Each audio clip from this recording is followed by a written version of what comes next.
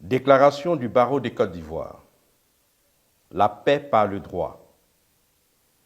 Le barreau de Côte d'Ivoire appelle à bâtir une paix durable par le respect du droit en cette période préélectorale.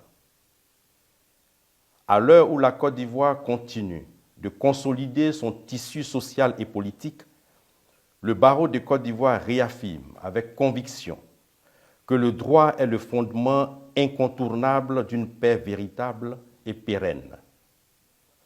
Face aux défis persistants de cohésion nationale, nous, avocats, garants des libertés et défenseurs de l'état de droit, portons l'impérieuse responsabilité de promouvoir la justice comme outil de dialogue, de réconciliation et de stabilité. Depuis 1990, les processus électoraux successifs, en particulier les élections présidentielles, ont été marqués par la violence, que ce soit avant, pendant ou après les scrutins. Il est important de se souvenir de la remise en cause de la nationalité de certains acteurs politiques, du rejet de la candidature de leaders politiques, du boycott actif de 1995, ainsi que de la violence qui a suivi la proclamation des résultats de l'élection présidentielle de 2000, de la grave crise post-électorale de 2010-2011 qui a fait au moins 3000 morts et de la violence après les élections présidentielles de 2020. L'action et les décisions des instances administratives et judiciaires ont été fortement questionnées et certains revirements des acteurs concernés ont pu compromettre le respect effectif des règles légales à des moments décisifs de notre histoire. L'année 2025 est une année électorale, avec l'élection présidentielle prévue pour le 25 octobre. Malheureusement, le barreau de Côte d'Ivoire constate que cette triste et tragique histoire risque de se répéter. Le barreau de Côte d'Ivoire observe, en effet, que l'établissement de la liste électorale et l'organe chargé de l'organisation des élections sont l'objet de contestations et de polémiques. Le barreau de Côte d'Ivoire constate des arrestations nocturnes de citoyens en violation des dispositions du Code de procédure pénale.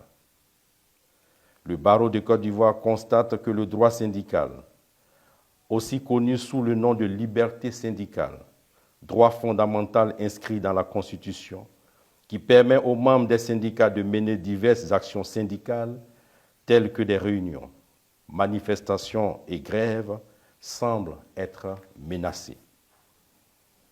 Le barreau de Côte d'Ivoire constate que les acteurs politiques sont de retour devant les tribunaux.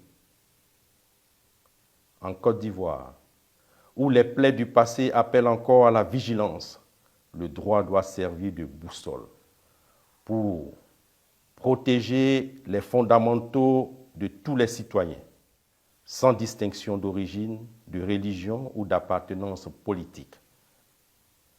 Encadrer le débat public par des règles claires, empêchant la haine et la violence de s'installer dans l'espace médiatique ou politique.